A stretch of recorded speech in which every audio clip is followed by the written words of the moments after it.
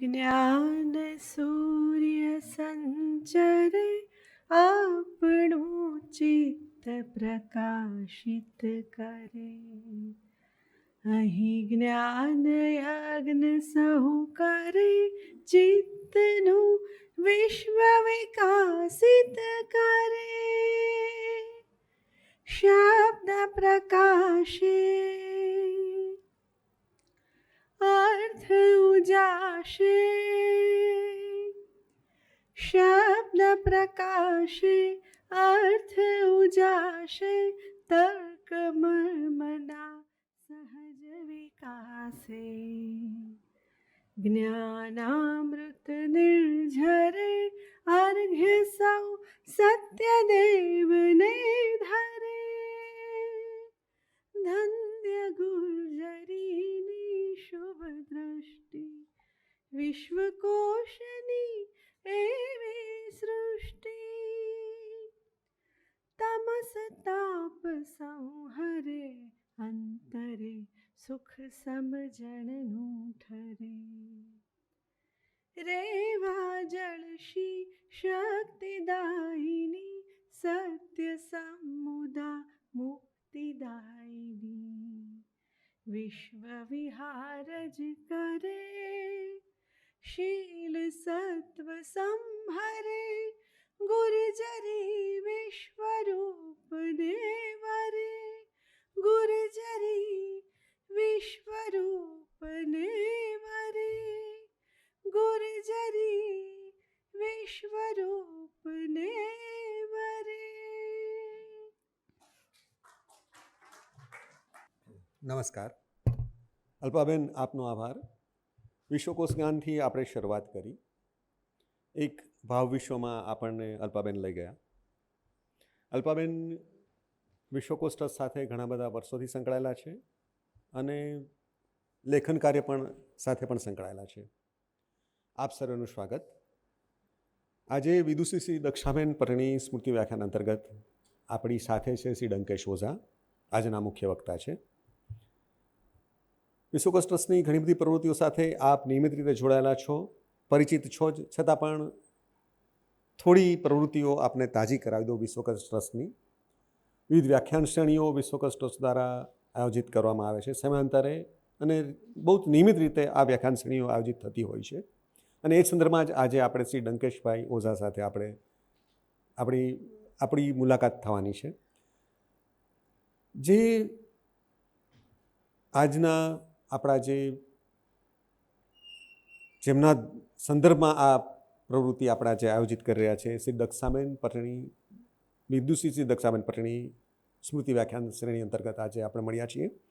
તો વિદુષી શ્રી દક્ષાબેન પટણીનો પરિચય આપવા અમારા વિશ્વકોશ ટ્રસ્ટના સુકાની કુમારભાઈ દેસાઈને વિનંતી કે તેઓ દક્ષાબેન પટણીનો પરિચય આપણા સુધી પહોંચાડે. શ્રી કુમારભાઈ.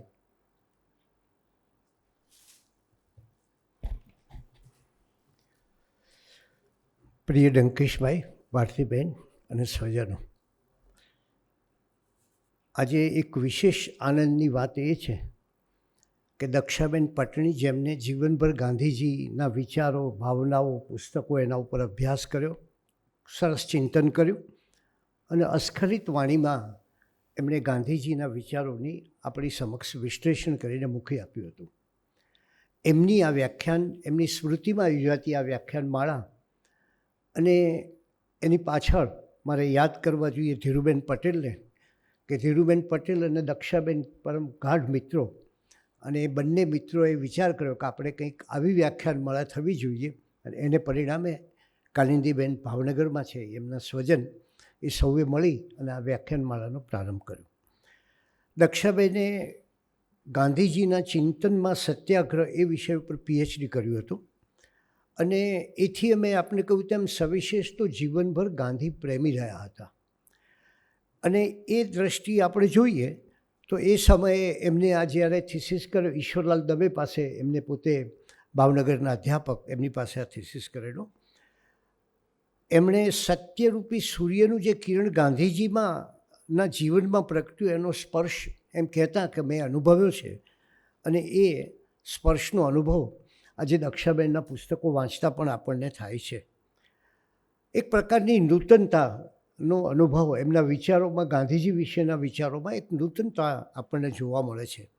વડિયા આર્ટ્સ કોલેજમાં અધ્યાપક તરીકે અને એ પછી એમણે ગાંધીજીનું ચિંતન, ગાંધીજીની વિચારણા, ગાંધી વ્યક્તિત્વ ઘડતર, ગાંધી ધર્મ વિચારણા, આવા બધા જુદા જુદા વિષયો પર એમણે ગ્રંથો આપણને આપ્યા છે અને ગાંધીજીના રચનાત્મક કાર્યક્રમોની ઊંડી ચર્ચા કરી છે.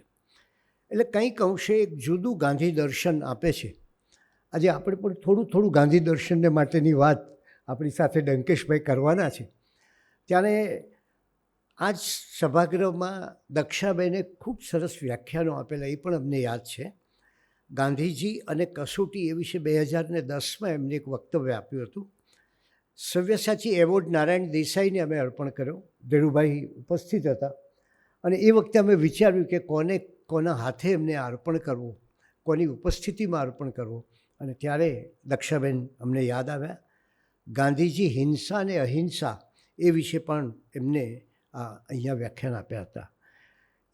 એ ઉપરાંત અનેક જુદા જુદા શહેરોમાં એમણે ગાંધીજી વિશેના વ્યાખ્યાનો આપ્યા.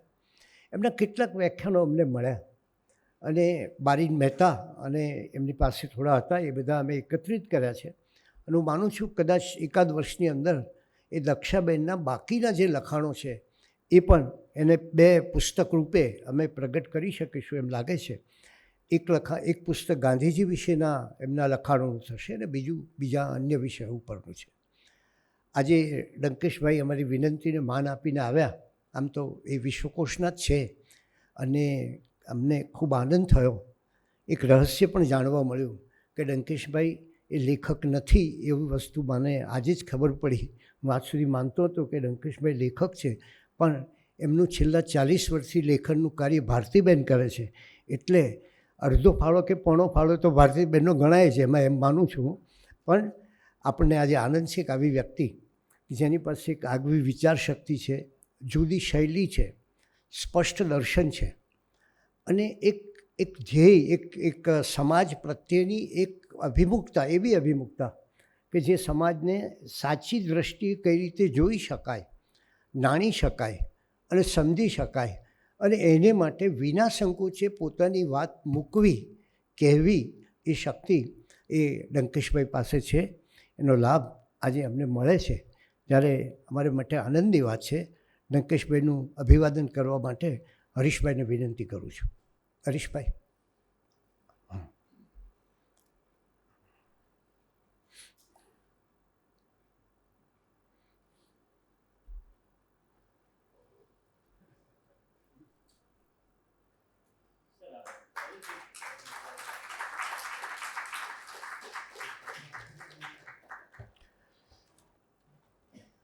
ડંકેશભાઈનો પરિચય ત્રિલોકભાઈ આપશે. ત્રિલોકભાઈ આકાશવાણીમાં આસિસ્ટન્ટ ડિરેક્ટર હતા. ઘણા કાર્યક્રમોનું આયોજન એમણે કરેલું છે અને અત્યારે અમને વિશ્વકોશમાં સહયોગ આપે છે.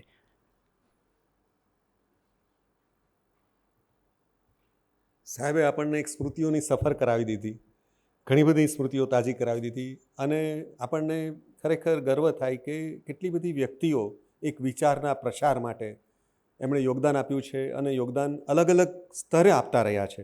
એવા જ એક વ્યક્તિત્વનો પરિચય આપણને કુમારપળભાઈએ કરાવ્યો. બીજા એક વ્યક્તિત્વનો પરિચય, આમ તો આપણે બધા ડંકેશભાઈના નામ અને કાર્યથી પરિચિત છીએ જ, પણ થોડી આપ સર્વેની પરવાનગી સાથે હું એમનો થોડો પરિચય આપને થોડો તાજો કરાવી દઉં. તેમણે ગેઝેટેડ ઓફિસર તરીકે કારકિર્દીની શરૂઆત કરી, પણ એમના ગામથી અમદાવાદ આવ્યાના ચર્ચાપત્રો લેખન સાથે એક રીતે એમણે શરૂઆત કરી, લેખન પ્રવૃત્તિની શરૂઆત કરી એવું આપણે કહી શકીએ. રાજ્યપાલ શ્રી સાથે પણ એમણે કાર્ય કર્યું છે, ગુજરાતના મુખ્યમંત્રી શ્રી સાથે પણ એમણે કાર્ય કર્યું છે, લગભગ 4 મંત્રીઓ સાથે એમણે કાર્ય કર્યું અને સૌથી મહત્ત્વનું કાર્ય એમણે જે આપણે ભવિષ્યના અધિકારીઓ તૈયાર કરવાની જે સંસ્થા છે સ્પીપા, એમની IAS એકેડેમી સેન્ટરના તેઓ પ્રથમ સંયુક્ત કમિશનર તરીકે એમણે કાર્ય કર્યું છે. સ્વૈચ્છિક નિવૃત્તિ લીધી, 8 વર્ષ વહેલી નિવૃત્તિ લીધી અને સાહિત્ય, જાહેર બાબતો, તાલીમ, પ્રવાસ એમના રસના વિષયો છે. અનુવાદ, સંપાદન અને સંસ્મરણ વિશે ઘણા પુસ્તકો એમના પ્રકાશિત થયા છે. સંબંધોનું સર્જન અને ઉછેર, સકળ તીરથ જેના મનમાં રહે, જાહેર વહીવટ, અને સાત સમંદર પાર એમના આ પુસ્તકો છે, ઘણા બધા પુસ્તકો છે એમના, પણ અમુક પુસ્તકો હું આપના સુધી પહોંચાડી રહ્યો છું. એમના પરિચયમાં એમણે પોતે જે એક વાક્ય લખ્યું છે એ આપણા બધા માટે બહુ મહત્ત્વનું છે. એમણે કહ્યું છે કે જાહેર પ્રવૃત્તિઓના કેન્દ્રમાં નહીં પણ પરિઘ પર રહીને હું કાર્ય કરવામાં માનું છું. આ એમની વિચારસરણી છે અને એટલા માટે જ એ અનોખા છે. તો આજનો વિષય પણ બહુ જ સરસ છે. ગાંધીજી આજે કેટલા પ્રસ્તુત છે એવી પણ ઘણી બધી વાતો ઘણા બધા લોકો કરતા રહ્યા છે. ત્યારે ડંકેશભાઈ આપણને કહે છે ચાલો થોડા થોડા ગાંધી બનીએ. ડંકેશભાઈને આમંત્રણ છે એમની વાત કહેવા માટે. ડંકેશભાઈ ઓઝા, નમસ્કાર.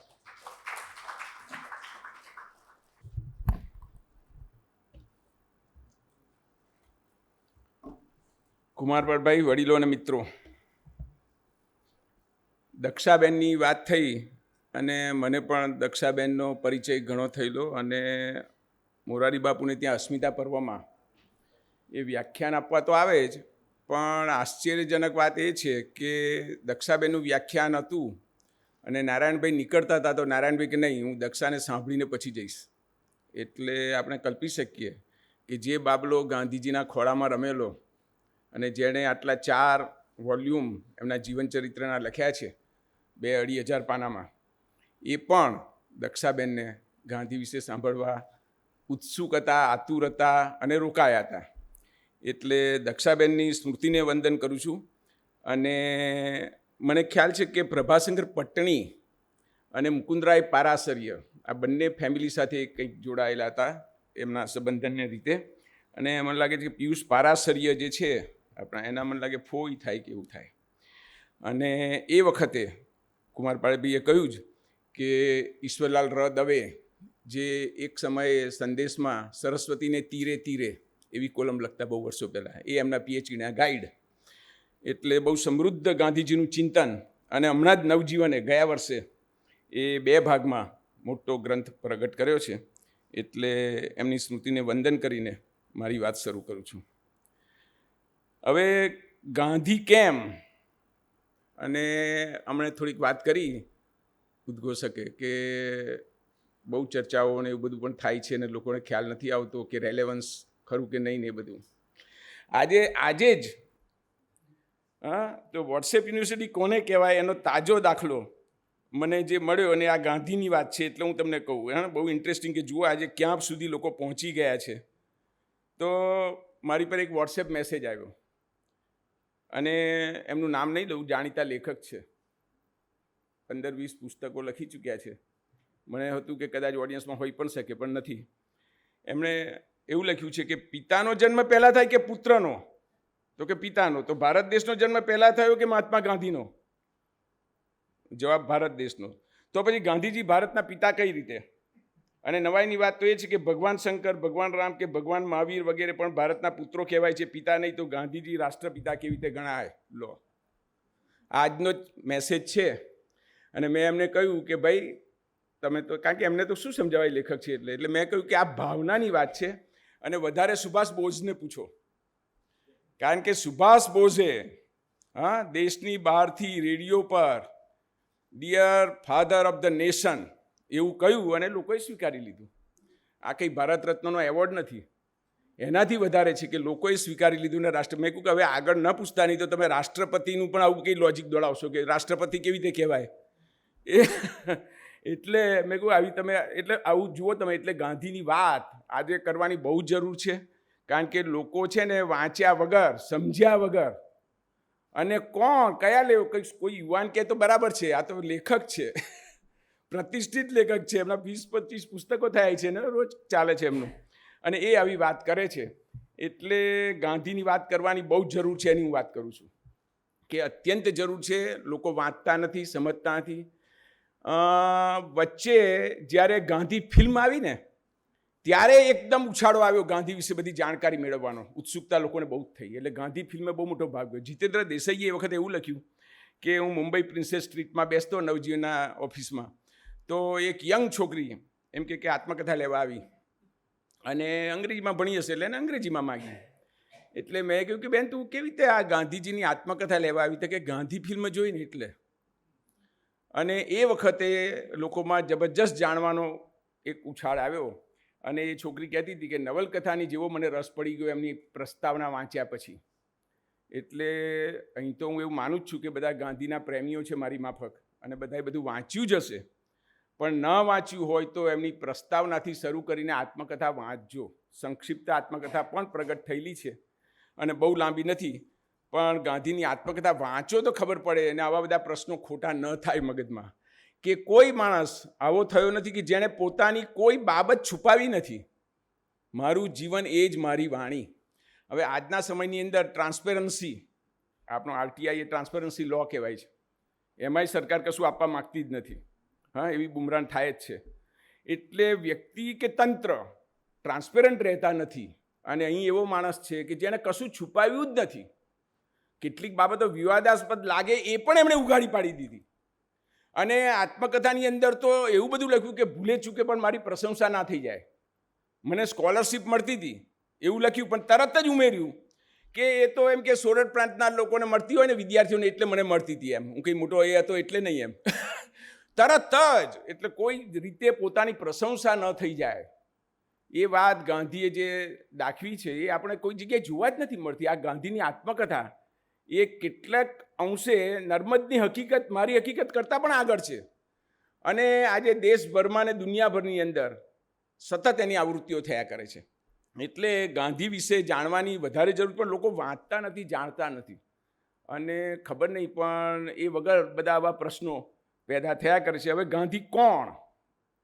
તો કોઈ કે મોટે ભાગે લોકો શું કે આપણે આઝાદી અપાવી એ ગાંધી. કોઈ કે નઈ તાલીમ, હા, બુનિયાદી તાલીમવાળા ગાંધી. કોઈ કે ચરખો ને રેંટીઓવાળા ગાંધી, દારૂબંધીવાળા ગાંધી, હા, સ્વચ્છતાવાળા ગાંધી. એટલે ગાંધીની વાત એવી છે કે મલ્ટી ડાયમેન્શનલ છે. એટલે કોઈ એક એમાં આવી શકે એમ નથી. ગાંધીની પ્રવૃત્તિ એટલી બધી હતી, અને ગાંધીએ તો પોતાને કેવી રીતે ઓળખાવ્યા? ગાંધીએ એવું કહ્યું, હું તો સત્યનો શોધક છું, સત્યનો શોધક. હા, અને એને માટે જ મેં આખું જીવન ખર્ચી નાખ્યું. અને એ સંતુષ્ટ નથી પોતાની શોધથી. એણે પોતાની શોધ પૂરી કરી નાખીને મને કંઈ મળી ગયું એવું કહેવાવાળા ગાંધી નથી. એ તો કહે છે કે હું હજી પ્રક્રિયામાં જ છું.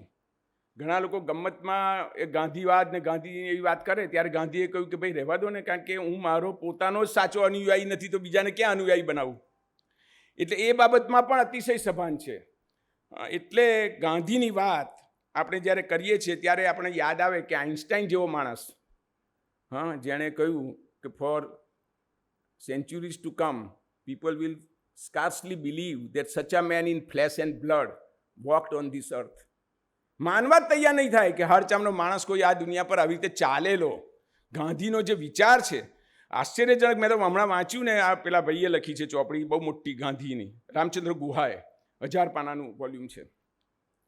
તો એ કહે છે કે આઇન્સ્ટાઈન, જેને આપણે આટલા મોટા વૈજ્ઞાનિકને સૌથી વધુ આઈક્યુ ધરાવનાર ઇન્ટેલિજન્ટ માણસ તરીકે ઓળખીએ, એમણે શરૂઆતમાં 2-3 વિજ્ઞાનીઓના ફોટા એમને ત્યાં હતા. જર્મનીમાં પણ હતા અને પ્રિન્સટન યુનિવર્સિટીમાં અમેરિકા આવ્યા ત્યારે પણ હતા. સ્લોલી એ બધા દૂર થયા અને ગાંધીનો એકમાત્ર ફોટો રહ્યો. અને આઇન્સ્ટાઈનને કોઈએ પૂછ્યું કે અલા તમે આનો ફોટો રાખો છો વૈજ્ઞાનિક થઈ, કે આ સદીનો સૌથી મોટો માણસ આ છે એવું મને લાગે છે. એ એને સમજાઈ ગયું હતું. જુઓ, આઇન્સ્ટાઈન કહે છે કે સૌથી મોટો સદીનો માણસ. અને આપણી જે નવી સદી 21મી શરૂ થઈ ત્યારે ટાઈમ મેગેઝિન એને કવર પેજ પર કંઈક કરવું હતું કે આ મિલેનિયમનો માણસ કોણ. તો એને બધા લોકોનો આપણું ચિત્ર લેખાણી જેમ બધાને સર્વે કરાવડાવ્યું. તો પોપ્યુલર રીતે નામ આવ્યું એલ્વિસ પ્રેસ્લીનું, હા, જે ડાન્સ કરનારો ને એ બહુ સરસ પોપ્યુલિસ્ટ. અને એક્સપર્ટોને પૂછ્યું આખી દુનિયાના, તો એમાં નામ આવ્યું ગાંધીનું. અને પછી એમને ગાંધીનો ફોટો છાપ્યો. જો તમે વિચાર કરો. એટલે જે સમજે છે, વિચારે છે, જાણે છે, પોપ્યુલિસ્ટ પેલું છે બરાબર છે, એ પણ એક આખી દુનિયા છે. પણ જે વિચારશીલ લોકો છે એ કોને પસંદ કરે છે? તો કે ગાંધીને પસંદ કરે છે, ભારતના નહીં, હા, આખી દુનિયાભરના. એટલે ગાંધીની વાત આપણે કરીએ, અને એ અર્થમાં હું એ કહું છું કે ગાંધી, થોડા ગાંધી બનીએ. હવે ઘણા પ્રશ્ન એવો પણ થાય, મને પણ પોતાને તરત જ પ્રશ્ન થાય કે થોડા બનાય, હા, કારણ કે પૂરા બની શકાય એવું નથી. એટલે હા, અને થોડાનો અર્થ એ છે કે આપણે જે કંઈ યોગ્ય લાગે એવું કંઈક જો આપણે સ્વીકારીએ તો એમાં આપણા વ્યક્તિત્વનો વિકાસ છે. હું ઘણીવાર આ જે સ્પર્ધાત્મક પરીક્ષાના યુવાનોને ભણાવવા જાઉં ને, તો એમને કહું છું કે વ્યક્તિત્વના વિકાસ માટે ગાંધી જરૂરી છે. કારણ કે તમે જુઓ કે કંઈ એનું મોટું કુટુંબને કારણે આગળ વધ્યો એવું નથી. હા, પણ એ મોહનને એટલે બધા છોકરાઓ ભણે સાથે તો મોનિયો કહેતા. એ ગાંધીએ જ લખ્યું છે આત્મકથા, કે મને બધા મોનિયો કહેતા. આત્મકથામાં એમણે લખ્યું છે મારું નામ મોહન, પણ બધા મારા વિદ્યાર્થી મિત્રો બધા મોનિયો કહે. મોનિયોમાંથી મોહન, મોહનમાંથી મોહનદાસ, મોહનદાસમાંથી ગાંધીભાઈ દક્ષિણ આફ્રિકામાં, અને ત્યાંથી આવ્યા પછી બાપુ અને મહાત્મા. હવે આ જે વિકાસ છે ને એ ગાંધીનો કોઈ પણને માટે બહુ જ ચોંકાવી દેનારો પણ છે અને કંઈક આપણે કરી શકીએ એવી પ્રેરણા આપનારો પણ છે. કારણ કે ગાંધી એવું કહે છે કે if I can do it you can also do it. જો હવે ગાંધી એવું કહે છે, કેટલાક લોકો એવું કે રવા દે તારથી ના થાય, એ તો અમે લોકો કરી ચૂક્યા, તારથી કંઈ થાય બાય નહીં. ગાંધી એવું માનવાવાળા નથી. ગાંધી એવું કહે છે કે if I can do it you can also do it. કોઈ પણ બીજો માણસ એ કરી શકે. અને બીજું જે અત્યારે સૌથી વધુ કોટ થતું વાક્ય એ છે કે બી the agent of change you want to C in others. તમે જે પરિવર્તન બહાર ઈચ્છો છો, સમાજમાં ઈચ્છો છો, સમાજ આવો થવો જોઈએ, સમાજે આમ કરવું જોઈએ, તો ગાંધી એમ કહે છે કે એની શરૂઆત તો કરો ભાઈ. હું સનત મહેતા જોડે થોડો વખત કામ કરતો હતો વડોદરા. તો સનત મહેતા એકવાર કહેતા હતા કે 42ની ચળવળ વખતે અમે લોકો બહુ યુવા કિશોર હજી તો, અને તે વખતે ગાંધી કંઈ ભાવનગર આવેલા, તો અમે લોકો એમની પાસે પહોંચી ગયા અને ગાંધીજીને પૂછ્યું કે અમે શું કરીએ આઝાદીની લડત માટે. તો ગાંધીજીએ કહ્યું કે આ સામે પેલી ઝૂંપડપટ્ટી દેખાય છે ને તેના બાળકોને નવડાવો, ધોવડાવો, વાળ ઓળી આપો, નખ કાપી આપો, એ દેશની સેવા, ત્યાંથી શરૂ કરો. જુઓ, એટલે ગાંધીની વાત આ છે. વ્યક્તિત્વ વિકાસમાં પણ ત્યાંથી વાત છે. એક વખતે કશે ક્યાંક સ્કૂલ ખોલી, એટલે સ્કૂલ ખોલી એટલે ગાંધીને ખાલી વિચાર આવ્યો કે શાળા શરૂ કરીએ. તો એમણે કસ્તુરબાને કહ્યું કે કાલથી તારે અહીંયા ભણાવવાનું. તો કે હું કેવી રીતે ભણાવું, મને જ પોતાને વાંચતા નથી આવડતું બહુ ને, અને તમે તો અહીંયા બીજા શિક્ષકો નથી ને મારા હાથમાં ચોપડી નથી ને મને વાંચે, હું કેવી રીતે ભણાવું. તો કે તારા બધા ખ્યાલો તારે સુધારવાની જરૂર છે. મેં તને કદાચ મને બરાબર મેં તને સમજાવ્યું નથી. શાળા એટલે કેળવણી આપવાની, એમાં ચોપડીની જરૂર નહીં, પરીક્ષાની જરૂર નહીં, શિક્ષકોની જરૂર નહીં. તું કાલથી બધા છોકરાઓને ભેગા કરીને વાત કરવા માંડ કે ચોખ્ખાઈ કેવી રીતે રાખવી, હા, કપડાં કેવી રીતે પહેરવા, સ્વચ્છ કેવી રીતે રહેવું, કેવી રીતે બોલવું, બીજા સાથે વાત કેવી રીતે કરવી, કોઈને મદદ કેવી રીતે કરવી, આ જ કેળવણી, આ જ શાળા. બોલો. તો કસ્તુરબા કે એ તો હું કરીશ. જુઓ, એટલે ગાંધીની વાત આખા સમાજની વાત છે. આપણે એને માત્ર આઝાદીના આંદોલનના એક નેતા તરીકે ગણી કાઢીએ એ નથી. એટલે ગાંધી વિશે કેટલાક, એક હમણાં હું વાંચતો હતો તો કે ચાર્લ્સ કરીને એક અંગ્રેજ છે, તો એણે ગાંધીજીના 5 ભ્રમ ગણાવ્યા છે. ગાંધીજી વિશે ખોટા ભ્રમ જે 4 છે એના વિશે એને લેખ લખ્યો છે. હા, અને ચંદ્રશંકર શુક્લએ ગાંધીજીના સમાગમમાં જે વ્યક્તિઓ રહેલી એ બધાના લેખો લખાવીને એનું સંપાદન કર્યું છે. એમાં એ કહે છે કે ગાંધી વિશે આપણે એક મોટો ભ્રમ શું છે કે ગાંધી એવું કહે છે કે ગરીબીમાં જીવવું. ના, ગાંધી કોઈ દાડો એવું નથી કહેતા.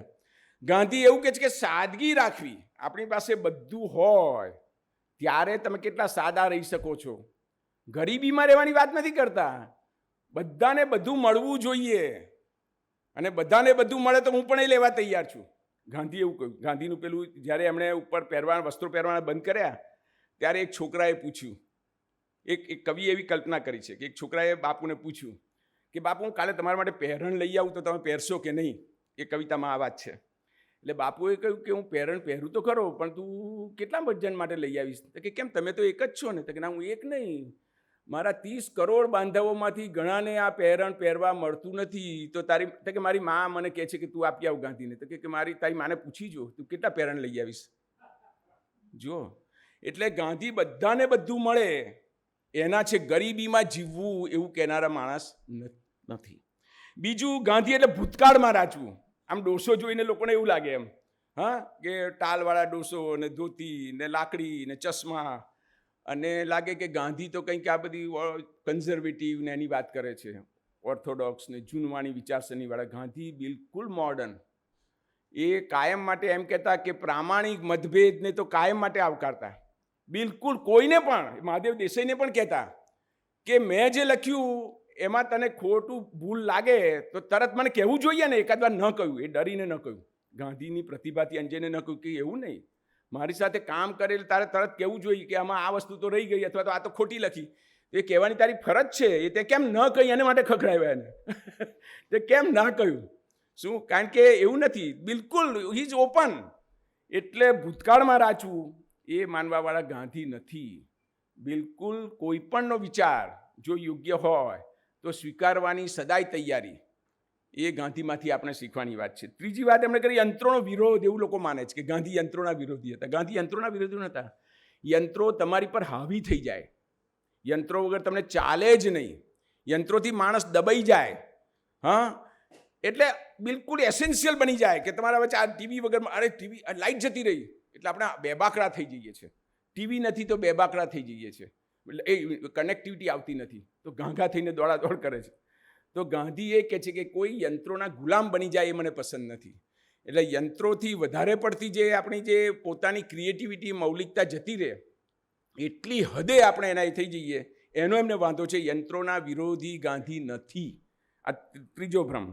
ચોથો, ગાંધી એટલે રૂઢિચુસ્તતા. ના, રૂઢિચુસ્ત તો આખો હિન્દુસ્તાન હતું. કઈ બાબતમાં? અસ્પૃશ્યતાની બાબતમાં.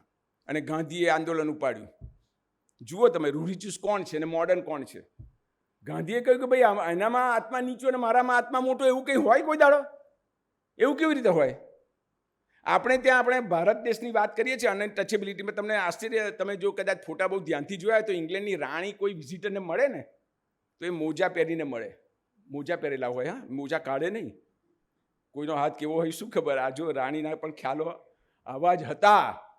એટલે અનટચેબિલિટી ને ટચેબિલિટી ને બધી વાતો આપણે ત્યાં છે એવું નહીં, પણ આ ઘણી બધી બાબતમાં જુદા જુદા સ્વરૂપે આવું બધું હતું. અને જો રાણી આમ ગ્લોવ્સ કાઢીને કોઈની જોડે હાથ મિલાવે તો ઇટ બીકેમ એ ન્યૂઝ. એટલે આવું બધું પણ હતું. એવા સમયની અંદર ગાંધીએ અનટચેબિલિટી સામે સ્ટેન્ડ લીધું. સ્ટેન્ડ લીધું એટલું જ નહીં, પણ ગાંધીનો એટલો બધો સમય બરબાદ થયો કે અનેક લોકો શાસ્ત્રોના કોટ લઈને આવે ને કે મારે ચર્ચા કરવી છે ને આ છે ને તે છે ને કશું નીકળે કાંઈ નહીં. હા, અને ગાંધીએ તો એવું કહ્યું કે શાસ્ત્રો જો કહેતા હશે, કદાચ શાસ્ત્રોમાં તો નીકળ્યું જ નહીં, પણ શાસ્ત્રો કદાચ જો કહેતા હશે, પણ જો મારા મગજમાં નહીં ઉતરે તો હું એને માનીશ નહીં. એટલે મોરાલિટી ફર્સ્ટ, અન્ડરસ્ટેન્ડિંગ ફર્સ્ટ, અને શાસ્ત્રો સ્ક્રિપ્ચર સેકન્ડ. હવે આ મોડર્નિઝમ તો વિચાર કરો, એની અંદર બંધાવાનું નહીં.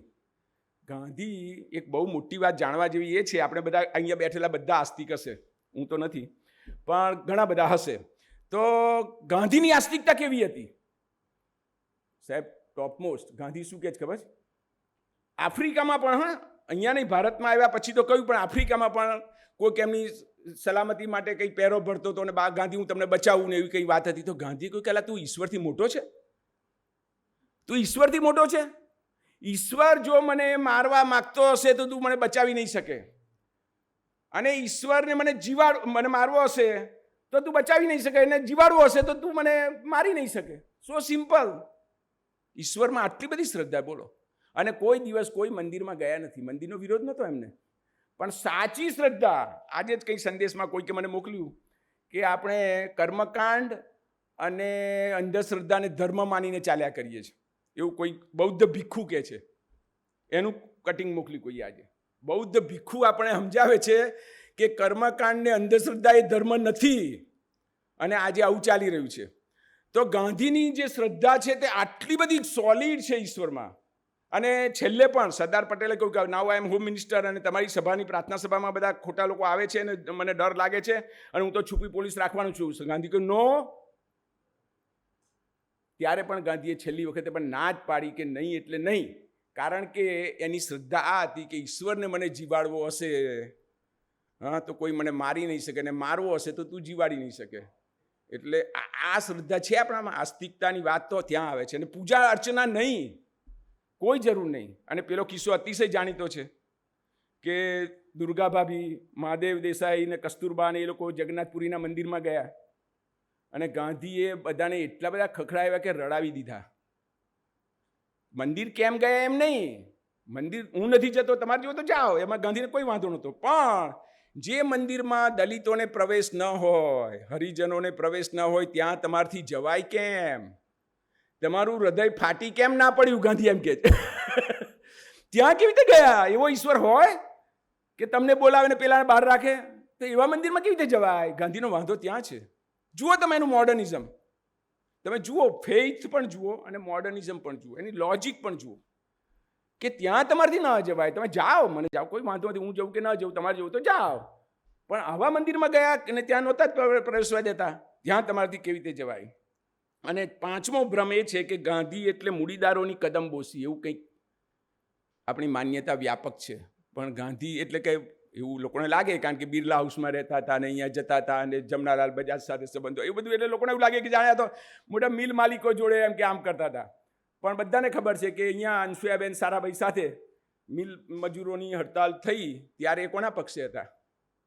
જુઓ તમે, કોઈ દિવસ કદી એમણે એવી રીતે કોઈનો બચાવ નથી કર્યો. ગાંધીએ તો ટ્રસ્ટીશીપનો સિદ્ધાંત મૂક્યો કે તમારી પાસે કંઈક તમે બે પાંદડે છો તો તમારે એમાંથી બીજાને કંઈક આપવાનું છે, તમને એ તક છે, હા, તમને ઓપોર્ચ્યુનિટી છે.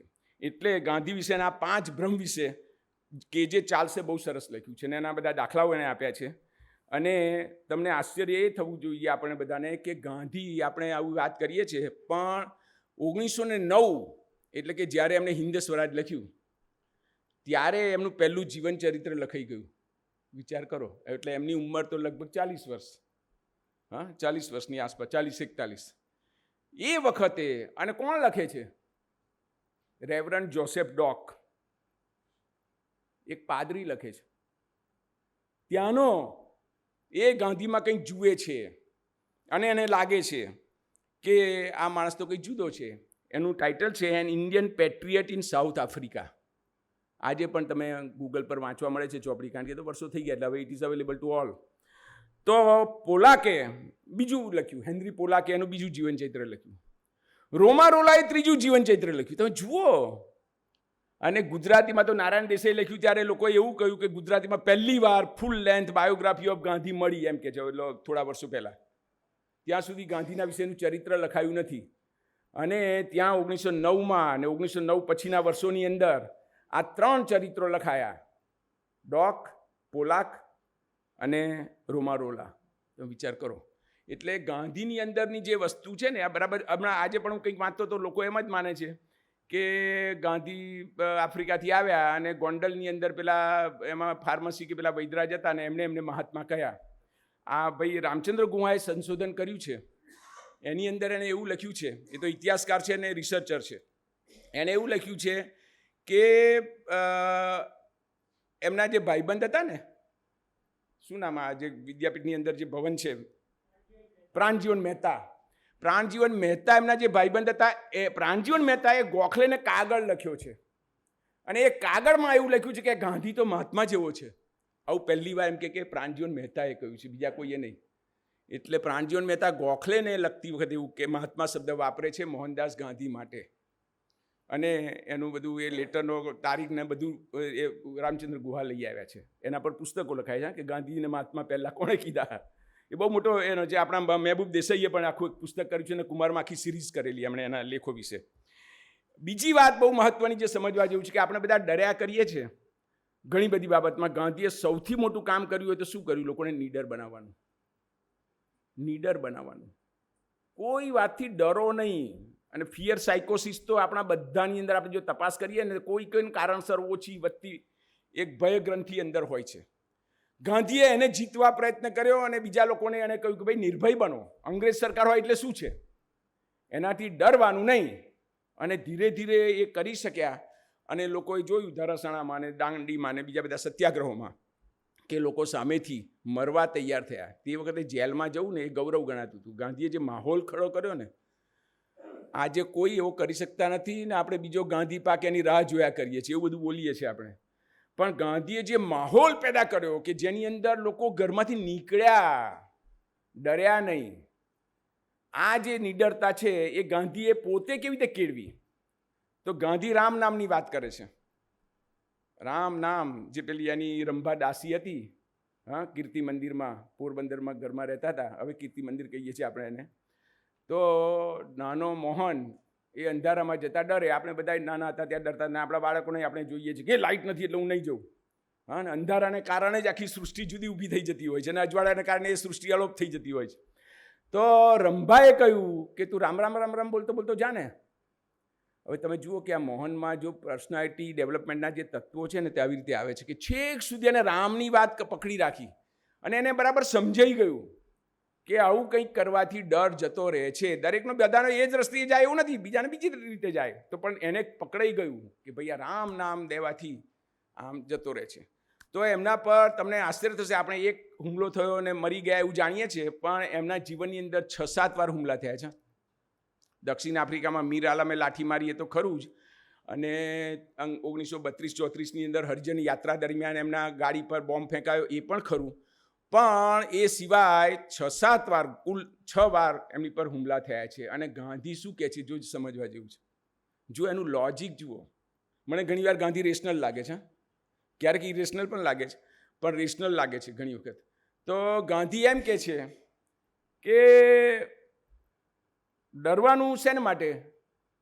ભગવાન મારા પક્ષે હોય પછી મારે ડરવાનું શેનું? અને મારે કોઈની સામે ફરિયાદ નોંધાવી નથી. પેલો પકડાઈ ગયો એક જણ તો મારનારો, તો લોકોએ કહ્યું કે આની સામે આપણે ફરિયાદ કરીએ. ગાંધીએ કહ્યું નો, ગોડસે સામે ફરિયાદ ના કરત ગાંધી જીવતા હોત તો. હા, ગાંધી એવું કહે છે, જો બહુ લોજિકલ વાત, ગાંધી એવું કહે છે કે પેલો અત્યારે મારા વિચાર સમજ્યો નથી એટલે મારો વિરોધ કરે છે અને મારો દુશ્મન હોય એવું લાગે છે. કાલે કદાચ મારા વિચારો સમજે, કાલે કદાચ સ્વીકારતો થઈ જાય અને મારી સાથે આવી જાય એવું બનવા સંભવ છે, એમ કે છે. જો how openness. He is not my enemy, he is not my enemy. એની સામે ફરિયાદ હોય જ નહીં. ચંપારણ સત્યાગ્રહ વખતે નીલવરના કોઈએ કહ્યું કે આ નીલવર તમને મારવા ફરતે, ચાલો ને એને ત્યાં, ક્યાં છે એનું ઘર? ત્યાં જઈને પહોંચી ગયા અને નોક કર્યું કે હું ઊભો છું, તું મને મારવા શોધે છે ને, હવે કોઈ નથી મારી જોડે ને મારા હાથમાં કાંઈ નથી, તું મારી નાખ. પેલો ડગાઈ ગયો, ડગાઈ જ જાય ને. વિચાર કરો પણ કેવી હિંમત. એટલે આ જે કરેજ છે અને એની પાછળનું જે મોરલ બળ છે, નૈતિક બળ, એ ઈશ્વર પ્રત્યેની શ્રદ્ધા એટલું જ નહીં, પણ હું કંઈ ખોટું કરતો નથી એટલે મારું કંઈ ખોટું થવાનું નથી. આ પણ ખરું, આ પણ ખરું. હવે એ રેશનલ કહેવાય કે ઇરેશનલ એ બહુ ખબર નથી, કારણ કે આવું સાચા લોકો પણ જગતમાં દુઃખી થાય છે. અને શાશ્વત પ્રશ્ન એવો છે કે વાય ગુડ મેન સફર ઇન લાઈફ, એનો તો કોઈ ઉકેલ હજી સુધી માનવ સૃષ્ટિ હશે ત્યાં સુધી આવા પ્રશ્નો ચર્ચાતા રહેશે. પણ ગાંધીને આવું લાગ્યું છે, તો આપણે ગાંધીની વાત કરી રહ્યા છીએ, તો ગાંધીને બરાબર લાગ્યું છે ને એમાં એમને અવઢવ જ નથી. મારા જીવન કદાચ અવઢવ હોઈ શકે, એમને અવઢવ નથી, એમને અવઢવ જ નથી. એટલે એ કોઈને દુશ્મન ગણવા તૈયાર નથી. સાહેબ, એને જે હિંસક બધા જે પરિબળો હતા ભારતમાં આવ્યા ત્યારે, અને જે લોકો રિવોલ્યુશનરી પ્રવૃત્તિ કરતા હતા અને એ દ્વારા આઝાદી મેળવવાનો પ્રયત્ન કરતા, એમને એને દુશ્મન નથી ગણ્યા. ભગતસિંહ એમના એનિમી નથી. ભગતસિંહને બચાવવા માટે અમે બહુ પ્રયત્ન કર્યા. આજે પણ હજી હમણાં પરમ દિવસે બધું ચાલતું હતું, લોકોને ખબર જ નથી. વાંચો, કોઈ કે નારાયણ દેસાઈનો પેજ નંબર સાથે પછી જવાબ આપ્યો છે કે આના પર વાંચો કે એમના પ્રયાસો શું શું હતા તે. એટલે એનો વાંધો નથી, સુભાષ બોઝનો એને વાંધો નથી, ઝીણાનોય વાંધો નથી, આંબેડકરનો નથી, ટાગોર નથી. જુઓ, આ બધા સાથે એમને મતભેદો થયા છે, બધા સાથે. અને ખુલ્લમ ખુલ્લા ટાગોરે કંઈક કહ્યું હોય તો એનો લેખ પણ છાપો અને આપણો પ્રતિભાવ પણ છાપો, ખુલાસો પણ છાપો. એટલે ગાંધીએ જે મેગેઝિનો ચલાવ્યા, ઇન્ડિયન ઓપિનિયન હોય, નવજીવન હોય, યંગ ઇન્ડિયા હોય, એની અંદર ચર્ચા બધાને સામેલ કરો. જો ડેમોક્રેસી આ છે, ચર્ચા બંધી એ ડેમોક્રેસી નથી. કોઈને બોલવા ન દેવું એ ડેમોક્રેસી નથી. આટલી લોકોને સમજ પડવી જોઈએ. અને ગાંધીએ આ વસ્તુ લોકોના મનમાં નાખી બરાબર. હવે આપણે કેમ ભૂલી ગયા, એટલે આપણે થોડા થોડા હવે શીખવાની જરૂર છે. કેમ ભૂલી ગયા?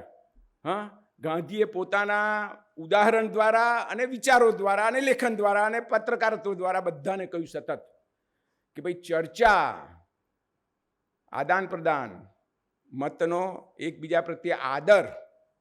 ગાંધીનો કોઈ દુશ્મન નથી. ઝીણાને ગાંધીએ દુશ્મન નથી ગણ્યા. હું ઘણી વાર ભણાવવા જાઉં ત્યારે પૂછું કે ગુજરાતે 2 રાષ્ટ્રપિતા આપ્યા છે, તો લોકો કે એવું તો કેવી રીતે હોય, રાષ્ટ્રપિતા તો એક જ હોય ને. મેં કહું બીજા દેશના એક રાષ્ટ્રપિતા છે અને એક ભારતના રાષ્ટ્રપિતા છે, અને બંને ગુજરાતે આપ્યા છે. ઝીણા વોઝ ગુજરાતી. પાનેલી ને પોરબંદર વચ્ચે 40 કિલોમીટરનું અંતર છે, અને એક ત્યાં રાષ્ટ્રપિતા ગણાયો અને એક અહીં ગણાયો. તમે જુઓ, ગાંધી ઝીણાને દુશ્મન નથી ગણતા, ગાંધી આંબેડકરને પણ દુશ્મન નથી, કોઈને નથી ગણતા. આ બધા સાથેના મતભેદો તમને ખબર છે બધાને. ટાગોર બિલકુલ રેશનલ વાત કરે છે કે ભાઈ ત્યાં ધરતીકંપ થયો અને એને એમ કે આપણે અસ્પૃશ્યતા પાડીએ છીએ ને એટલે થયો ને એટલે આપણે પાપમાં પડ્યા ને એવું બધું તો હોય કઈ. ટાગોર એમ કે છે. ટાગોર તરત જ પ્રતિવાદ કરે છે કે ગાંધી આવી વાત ના કરો કે આપણે હરિજનો સાથે આવો ગેરવર્તાવ કરીએ છીએ એટલે ઈશ્વરે આપણી સાથે ગેરવર્તાવ કર્યો અને ત્યાં ધરતીકંપ થયો અને લોકો મરી ગયા. ના ભાઈ ના, આવું તો કંઈ હોતું હશે જો અહીંયા ઇરેશનલ લાગે? હા, એટલે એવું બધું પણ મળે આપણને. પણ ટાગોર બરાબર રીતે મૂકે છે અને ગાંધી એનો જવાબ આપે છે. ગાંધીને ખબર છે, ગાંધીનો જવાબ આપણે સ્વીકારીએ નહીં લાગે. હવે આપણી માનસિકતા કેવી છે એના પરથી આધાર. ટાગોરની વાત સાચી લાગે, વાત તો સાચી છે. કોઈ જગ્યાએ વરસાદ વધારે પડે છે અને કોઈ જગ્યાએ કંઈક ત્યાં કંઈ પાપીઓ વધારે છે. એવું અમારે ત્યાં ઘણી વાર કહે કે ગાંધીનગરમાં તો છે ને ઓછો જ વરસાદ પડે, કારણ કે ત્યાં ક્યાં બધા આવું બધા લોકો બોલતા જ હોય છે. આમ બોલું કોલોક્વિયલ બધું આવું જ ચાલતું હોય છે. પણ it is not a fact, it is not a fact. એટલે આ જે વસ્તુ છે એ ગાંધીની અંદર આ ઓપનનેસ ટુ ક્રિટિસિઝમ, આપણે ત્યાં આપણા ગ્રુપમાં પણ આપણે ઘણી વાર આવું કહે એ પેલા ના બોલાવતા, એ તો પાછો જુદી વાત કરશે, એટલે એને તો ખાસ બોલાવો. તમારા ગ્રુપની અંદર હાજીયા કરનારા હોય તો એનો શું મતલબ છે? આ હું ગાંધી પાસેથી શીખ્યો છું, રેશનાલિઝમમાંથી નહીં. હું ગાંધીમાંથી શીખ્યો કે બહુ સરસ વાત છે, ક્રિટિસિઝમ કરનાર તો બોલાવો જ અને એનો સાંભળો. સાચું હોય તો સ્વીકારો, ખોટું હોય તો જવાબ આપો. તમે તમારો મત રજૂ કરો, એનો મત રજૂ કરે. અને તમને જો ખબર હોય તો એક મોટી ડિબેટ મેં હમણાં કહ્યું એવી રીતે આખા વિશ્વમાં ચાલ્યા કરશે, માનવ સમાજ હશે ત્યાં સુધી ઈશ્વર છે કે નહીં. અને એના વિશે બર્ટ્રાન્ડ રસેલ અને કાર્ડિનલ પોપ વચ્ચે મોટી ડિબેટ થયેલી. દેટ ઇઝ રેકોર્ડેડ, આજે પુસ્તકમાં પણ અવેલેબલ છે. એ આખી ચર્ચાને અંતે રસેલ એમ કહે છે કે કાર્ડિનલ પોપ સ્વીકારી શકે એવી રીતે હું ઈશ્વરનું અનઅસ્તિત્વ સાબિત કરી શક્યો નથી. અને કાર્ડિનલ પોપ એમ કહે છે કે રસેલ સ્વીકારે એવી રીતે હું ઈશ્વરનું અસ્તિત્વ સાબિત કરી શક્યો નથી. જુઓ સાહેબ, જુઓ તમે, agree to disagree, agree to disagree. Disagreement માટે એગ્રીમેન્ટ. આપણે બે અસંમત છીએ આ બાબતમાં, એને લીધે કંઈ ચા ના પીવાય, તારી સાથે બોલાય નહીં, એવું તો કંઈ થોડું હોય. તો આ આટલી મોટી ડિબેટના અંતે બંને જણ એગ્રી ટુ ડિસએગ્રી કરીને છૂટા પડે છે કે હું માનું છું બરાબર છે, રસેલ માને છે બરાબર છે, પણ હું જે માનું છું તે આને કન્વિન્સ કરી શક્યો નથી. પેલો કહે છે કે હું આને કન્વિન્સ કરી શક્યો નથી. અને એ વાત ગાંધીમાં પણ નીકળે છે. ગાંધીની મેચ્યોરિટીનું લેવલ, તમે કેટલા ડિસએગ્રીમેન્ટ સાથે કોઈની સાથે સંબંધો જાળવી રાખો છો એ તમારું મેચ્યોરિટીનું લેવલ બતાવે છે. એટલે આ તો RSS વાળો છે. મારો તો બહુ મિત્ર છે યાર, આ પ્રવીણ રાઠોડ આવ્યા છે ને, એ કે ડંકેશભાઈ હું આવીશ જ, પૂછો એમને. અને અમારા બેના વિચારો જિંદગીમાં મળ્યા નથી. 50 વર્ષથી 60 વર્ષથી અમે છીએ. એમના કાર્યક્રમમાં હું જોઉં ને મારા કાર્યક્રમમાં એ આવે. એટલું જ નહીં પણ કાયમ માટે એનો સવાલ નથી. ખબર છે he will not try to convince me unnecessarily. I will not. એ વસ્તુ નથી. તમારી ચર્ચા હોય ત્યારે ચર્ચા કરો, પણ કંઈ દુશ્મન નથી. મારે એને કંઈ સમજાવી દેવાનો એવું કંઈ જરૂરી નથી. એની સમજ એની છે, મારી સમજ મારી છે. તો આ જે ગાંધીમાંથી શીખવાનું છે, થોડા થોડા ગાંધી બનીએ, બહુ જ મહત્વનું છે. ને એમાં ગાંધીને ફાયદો નથી, ફાયદો આપણને છે. ગાંધીને કોઈ ફાયદો નથી, પણ આપણને ફાયદો છે. તો ગાંધીની વાત આ છે અને એ રીતે એ વાત કરે છે. અને પેલું તો બહુ જાણીતું છે, જેની વાત કરું તો સત્ય, અહિંસા, ચોરી ન કરવી, વણ જોતું નવ સંગરવું, બ્રહ્મચર્યને જાતે મહેનત કોઈ અડે ન અભડાવું, અભય સ્વદેશી, સ્વાદ ત્યાગ અને સર્વ ધર્મ સરખા ગણવા, આ 11 મહાવ્રત સમજી નમ્રપણે દ્રઢ આચરવા. હમ્બલનેસ, હ્યુમિલિટી, અને એક બાજુ દ્રઢતા, નમ્રતાથી હું કરી નાખું છું, મને મળી ગયું, હું બરાબર સરસ કરું છું, નહીં. પણ હમ્બલનેસની સાથે દ્રઢતા, બાંધછોડ નહીં. સત્યમાં બાંધછોડ નહીં એટલે નહીં. ગાંધીએ બહુ જબરજસ્ત એ કર્યું. અહિંસામાં બાંધછોડ નહીં. અહિંસામાં એમણે કર્યું છે. જ્યારે જરૂર હોય ત્યારે કોઈક બહેનો પર હુમલો થયો અને કોઈક ફરિયાદ કરવા ગયા કે સાહેબ આ ગાંધીને બાપુ કે આ લોકો તો માર ખાઈને આવ્યા. તો ગાંધીએ છોકરીઓને બોલાવી. એ કે તું પર્સમાં કંઈ મરચાની ભૂકીની પડીકી બડીકી રાખતા નથી શીખી? નાની કાતર બાતર સોય બોય રાખે જ કે નહીં? જો શું થઈ શકે, શું કરી શકાય. માર ખાઈને આવો એવું નથી કહેતા ગાંધી. તમારા બચાવ માટે જરૂર પડે ત્યારે કરો. રોજે રોજ અહીં હિંસા કરવાની નથી. સર્વાઈવલ, છેલ્લે એક્ઝિસ્ટન્સનો પ્રશ્ન થઈ ગયો, કોઈ આપણી પર હાવી થઈ ગયું, તો એવા સમયની અંદર તમને આશ્ચર્ય થશે કે અહીં આશ્રમની અંદર પેલા એવું મેં હમણાં વાંચ્યું, એ લેખ વાંચવાનું મારે બાકી છે કે એને કંઈક રિવોલ્વરનું લાયસન્સ લેવાની જરૂર પડતી, કંઈક લો સલામતી માટે જરૂર પડતી, એવું ગાંધીએ કહ્યું છે. પેલા વાછરડાનું તો બધાને ખબર છે કે એને પીડામાંથી મુક્ત કરવા, એને એ કરવો હોય તો કરો એમ. તો ગાંધી અમુક બાબતોમાં એ બિલકુલ જડ નથી. તમને આ જે પેલું ઓર્થોડોક્સી એમનું જે શરીર ને એમનું ચિત્ર પરથી જે પેદા થાય ને મગજની અંદર, સ્વાભાવિકપણે થાય. કોઈ કોટ પેન્ટ ટાઈ પહેરીને આવે તો એના પ્રત્યેનું વલણ તરત બદલાઈ જાય. રમણ પાઠક મને યાદ આવે, રમણ પાઠક કે હું જાઉં ને એક વખત ઉનાળામાં બસમાં ને બહુ ગરમી ને ટાઈ ને કોટ પેન્ટ પહેરીને જ ફરે. મેં કહું રમણભાઈ આ શું યાર, તમને ગરમી નથી લાગતી? મને કે ડંકેશ એમાં એવું છે કે ભારત દેશમાં તમે કોટ પેન્ટ પહેરીને જાઓ ને તો આપણે જગ્યા મળી જાય. પેલો બસ વાળો બીજો પેસેન્જર ઊભો થઈને મને જગ્યા આપી દે, તેમાં મને શું વાંધો?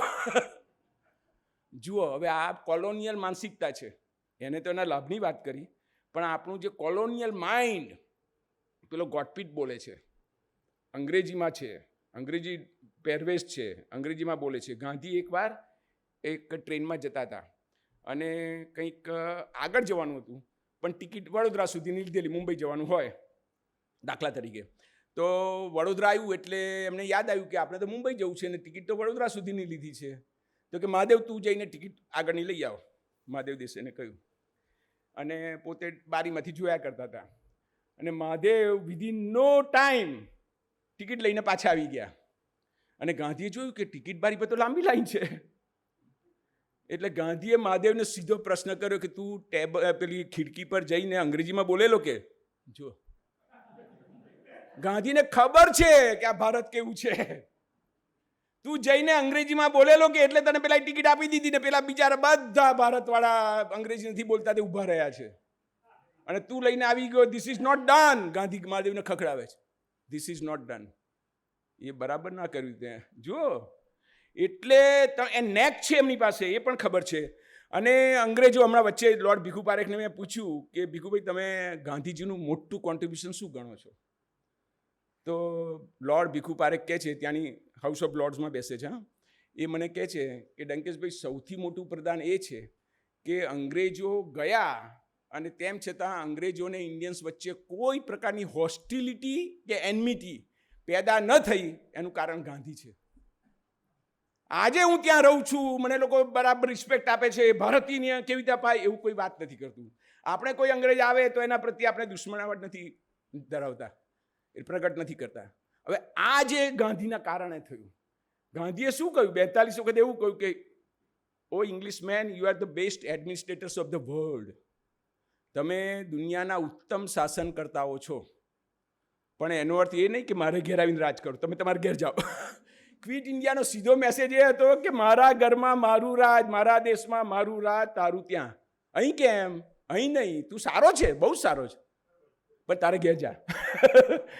આ ગાંધીએ લોકોને આવી સિમ્પલ વાતમાં સમજાવ્યું. Gandhi was not a good orator.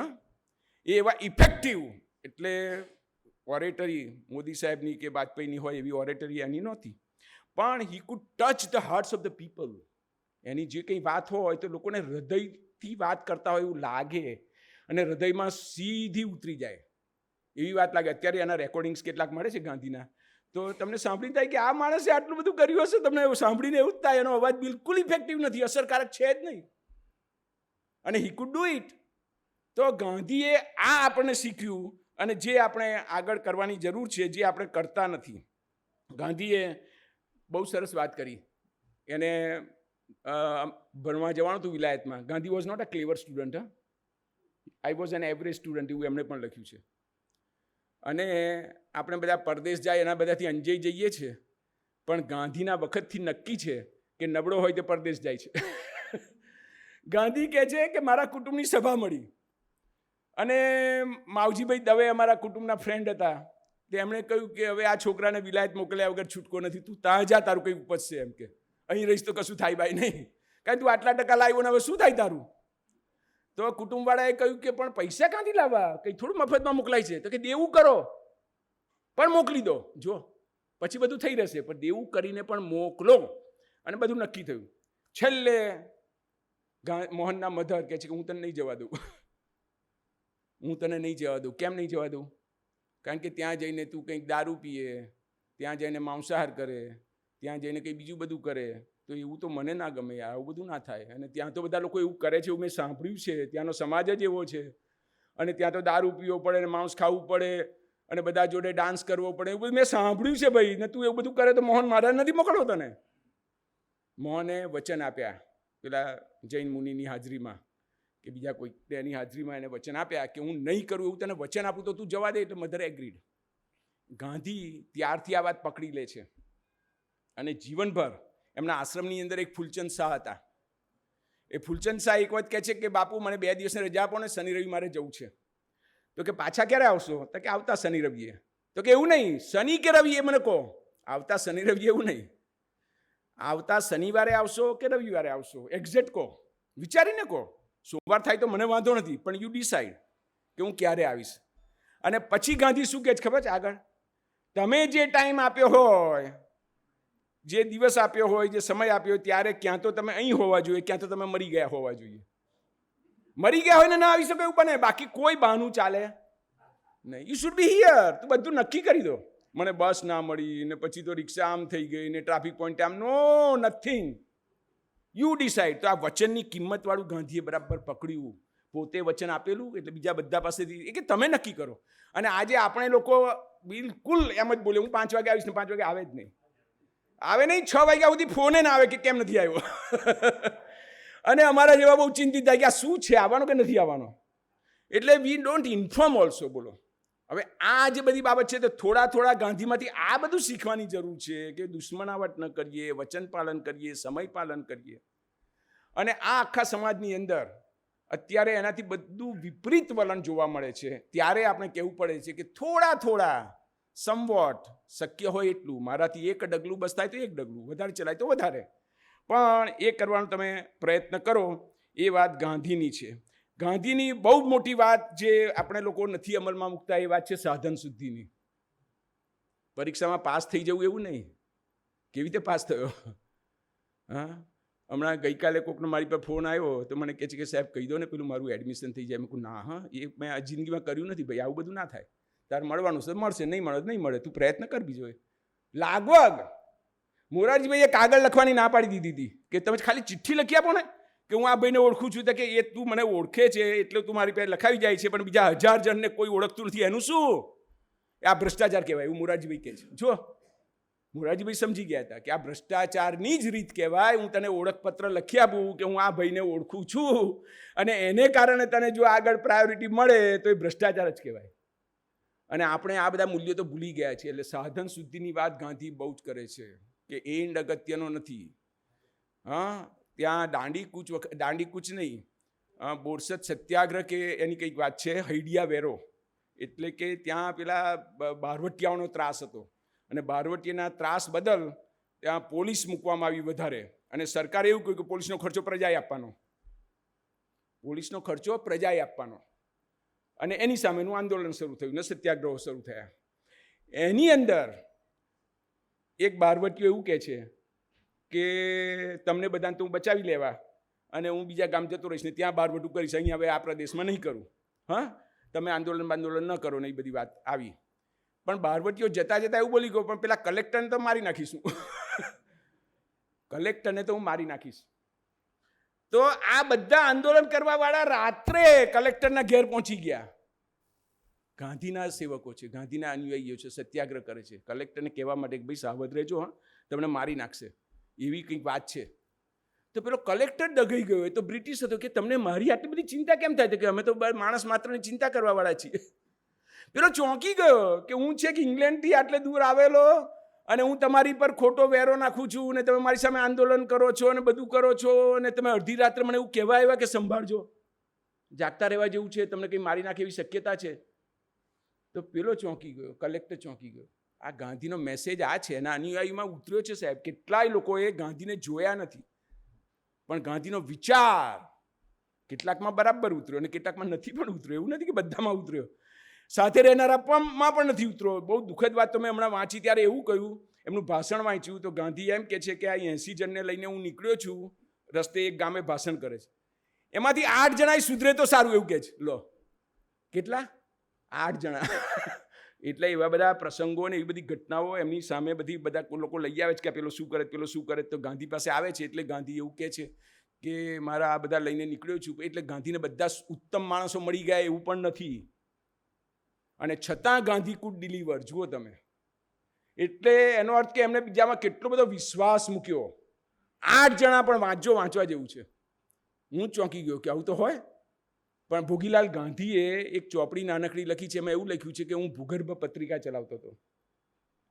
અને ભૂગર્ભ પત્રિકામાં કોઈ એવો બધો તો હિસાબ હોય નહીં, એટલે પેલો આવીને કહે કે મારે 5,000 વેચવાની છે અને હું 10,000 વેચી આવ્યો એવું કંઈ લઈ જાય અને પછી એ પસ્તીમાં આપીને પૈસા ખાઈ જતો. તો એવું ભોગીભાઈ ગાંધીએ લખ્યું છે.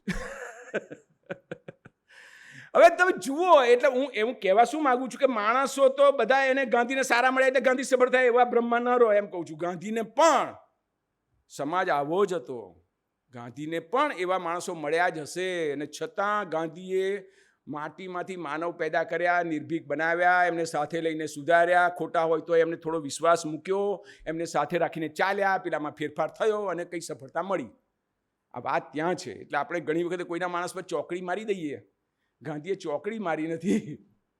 આ સમજવાનું છે કે જે હોય તેનાથી ચલાવવાનો પ્રયત્ન કર્યો છે, સુધારવાનો પ્રયત્ન ચાલુ રાખ્યો છે, હારી નથી ગયા.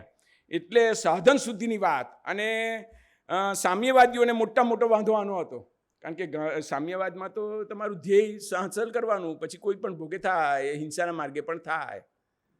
અને ગાંધી કહે છે કે નહીં, હિંસાના માર્ગે થાય તો મારે નથી જોઈતું, ખોટા માર્ગે થાય તો મારે સફળતા નથી જોઈતી. એટલે પ્યોરિટી ઓફ મીન્સ એમાં મોટામાં મોટો એ હતો. આપણે સમય પહેલાંની તો વાત કરી, સ્વચ્છતા અત્યારે બહુ મોટી વાત ચાલે છે, પણ ગાંધીની ડેફિનેશન જાણવા જોઈએ, બહુ સરસ.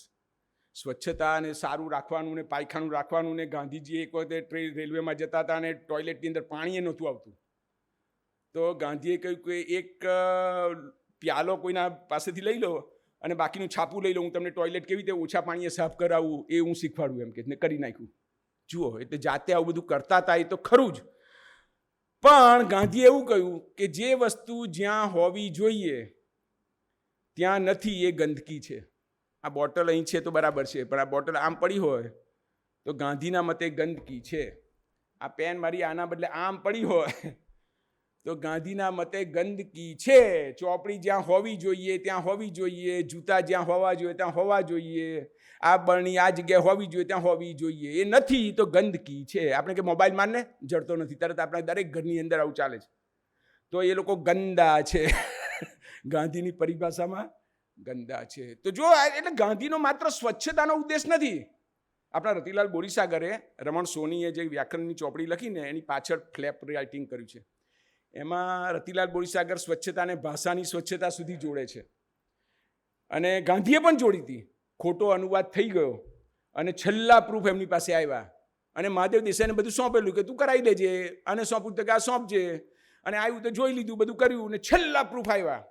અને ગાંધી તો અનુવાદ વાંચતા ગયા અને કે નબળો છે આ અનુવાદ. મહાદેવ ત્યાં જોયો છે? તો કે હા મેં જોયો, પણ હવે આટલા મોટા સાહિત્યકાર છે ને મારાથી ના, એમને હવે ક્યાં ના પડાય ને હવે જે ચલાવી લેવું પડશે. ચલાવી શેનું લેવાનું? ગાંધીએ કહ્યું કે મારે ગુજરાતી વાચકોના માથે આ ચોપડી મારવી નથી. 700 નકલ કેટલી થઈ, કેટલા પ્રૂફ છે? તો કે 700 બાંધવાના જ બાકી છે, બાઇન્ડિંગ બાકી હતું. તો કે બધા લઈ આવો અને મારી સામે સળગાવી દો. એટલે જુઓ, ગાંધી કરકસરમાં માને છે. લોટો જોઈએ ત્યારે ડોલ ભરીને પાણી લેતા નથી, એક બાજુ લખાયેલા કાગળ પર કામ ચલાવે છે. બધી વાત બરાબર, પણ જરૂર પડે તો તરત જ એને કહ્યું નથિંગ ડુઈંગ. નબળો અનુવાદ વાચકોને મારે માથે મારવો નથી. સ્વચ્છતાની વાત જુઓ. એટલે અહીંયા સુધી અનુવાદ પણ સ્વચ્છ હોવો જોઈએ. હા, અને સ્વચ્છ નથી તો એ આગળ ના જવા દેવાય. તો ગાંધીમાં આ બધું છે. એટલે તમે જુઓ કે કેવું હાઉ ફ્લેક્સિબલ અને હાઉ સ્ટબોર્ન. અમુક બાબતમાં બિલકુલ નથિંગ ડુઈંગ. મેં કહ્યું ને, દ્રઢતા. આમાં નહીં ચાલે એટલે નહીં ચાલે, અને આની અંદર ચાલે છે તો ઓકે, ડુ ઇટ. તો ગાંધીએ ભૂલોવાળું પુસ્તક આગળ ન જવા દઉં. આપણા સુરેશ જોશી, એમને પ્રકાશકો નહોતા મળતા પુસ્તકો માટે, આટલો મોટો લેખક. કારણ કે એનું કારણ એવું હતું કે એક વખત સુરેશભાઈએ એવું લખ્યું કે આ પુસ્તકમાં એટલી બધી અશુદ્ધિઓ રહી ગઈ છે કે શુદ્ધિપત્રક મૂકી શકાય એમ નથી. તો કોને ગમે? પ્રકાશકને ગમે. સુરેશભાઈ એવું લખ્યું કે શુદ્ધિપત્રક મૂકી શકાય નહીં, એટલી બધી ભૂલો છે. જુઓ, એટલે આગ્રહો રાખવા જાઓ તો બધાને સ્વીકાર્ય નથી પણ બનતા. સુરેશભાઈનો દાખલો છે, ગાંધીએ આ કરી બતાવ્યું. એટલે આવું બધું બને છે, પણ એ સાચા આગ્રહો રાખવામાં ગાંધી સહેજ પણ એ કરતા નથી, એ નમતું જોગતા નથી. જરૂરી છે તો એનો આગ્રહ રાખો જ. હવે આપણે બધા જાણીએ છીએ તે પ્રમાણે મેરિટ્સબર્ગ સ્ટેશન પર છે, ટાઈમ કે પૂરું કરવાનું છે મારે 5 મિનિટમાં.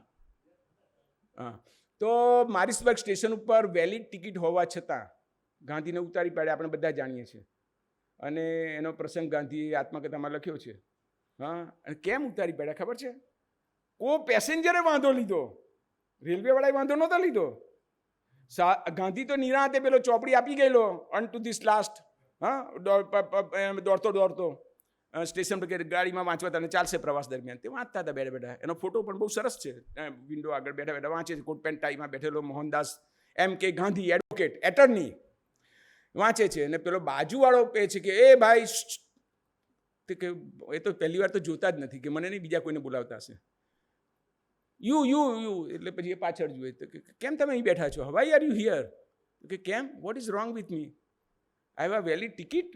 તમારે ત્યાંથી ઇસ્યુ થઈ છે, M.K. Gandhi, advocate, seat number આ. Nothing doing, you get down, go to the last compartment. Gandhi કેવું નહીં જવું? જો એની જો આપણે સાચા આગ્રહ માટે ગાંધી કેવું નહીં જવું, તો કેમ નહીં જાય? તો એને તરત પેલા રેલવે પોલીસને બોલાવ્યા. રેલવે પોલીસવાળા સાથે પણ થોડી જીબાજોડી કરી. પછી રેલવે પોલીસવાળાએ એનો સામાન ફેંકી દીધો પ્લેટફોર્મ પર, કે હવે ઉતરે જ કે નહીં? કે નહીં. તો ધક્કો મારીને ફેંકી દીધા. This happened. ત્યારે ગાંધીએ લખ્યું છે કે પહેલો વિચાર મને આવ્યો કે કાઠિયાવાડ ભેગા થઈ જઈએ, કંઈ આપણું કંઈ ચાલે બાલે નહીં. બીજો વિચાર એ આવ્યો કે આ દેશના જે કંઈ કાયદા હોય એની સાથે સમાધાન કરી દઈએ. ભાઈ એવું આવું ચાલે છે આ દેશમાં, આપણે રહેવું છે અને મારે કમાવા આવ્યો છું, તો કંઈ નહીં, ત્યારે સમાધાન કરી લઈએ. અને ત્રીજો વિચાર આવ્યો કે અન્યાય હોય એ તો સહન થાય નહીં, આને ઇનજસ્ટિસ કહેવાય. મારી પાસે વેલિડ ટિકિટ છે, હા, એડવોકેટ છું, મેં ટિકિટના પૈસા ભર્યા છે, અને મને કેવી રીતે ઉઠાડી મૂકી શકે? ઇનજસ્ટિસ કેનોટ બી ટોલરેટેડ. આ વિચાર આવ્યો. ત્યાં સાથે બીજો વિચાર પણ આવ્યો કે એકલો હું શું કરીશ? એવો પણ વિચાર આવ્યો કે હું આ બધું અન્યાય સામે લડવાની વાત કરું છું, પણ how will I fight alone? તો તરત વિચાર આવ્યો કે જેટલા જણને ભેગા કરીને કહેવાય એટલાને કહેતો જઈશ. ધીરે ધીરે એમાંથી જેટલા જણા જોડાતા જશે એટલાને લઈને પછી આપણે લડત કરીશું. જો આ આખી એની પ્રોસેસ જુઓ, આ સમજવા જેવું છે. આપણે હારી જ જઈએ છીએ, પહેલાં તો મનથી હારી જઈએ છીએ. એ દરેક જણને આ બધું પ્રોસેસમાંથી પસાર થવું જ પડે છે. સાહેબે આવું કહ્યું છે, આ ખોટું થયું છે, મારે શું કરવાનું છે? એ ગળમથલમાંથી તમે સાચા નિર્ણય તરફ પહોંચો છો કે કેમ, એ મોટો સવાલ છે. બધા જણ આ બધામાંથી પસાર થાય છે, ને કેટલાક જણ સાચો નિર્ણય કરી શકે છે અને હિંમતપૂર્વક ઊભા રહી શકે છે. મિનિસ્ટરનો ફોન આવ્યો છે, તો ભાઈ મિનિસ્ટરનો ફોન આવ્યો એટલે શું? પણ ખોટો છે તો શું કરવાનું? એટલે હું ઘણીવાર લોકોને કહું છું કે તમે સાહેબને એવું કહો કે sir, I respect you, but I don't agree with you. I respect you, કારણ કે સ્ટેટસ છે, ઉંમર છે, આઈ respect you, but I don't agree with you. ક્યાં વાંધો છે? તમે કહો ને કે આ કારણસર, ને પછી યુ જસ્ટિફાઈ યોર રિઝનિંગ કે કેમ હું સંમત નથી. હું આટલા કારણો, આ બધી વાત ગાંધીમાંથી મળે છે. થોડા થોડા ગાંધી બનીએ.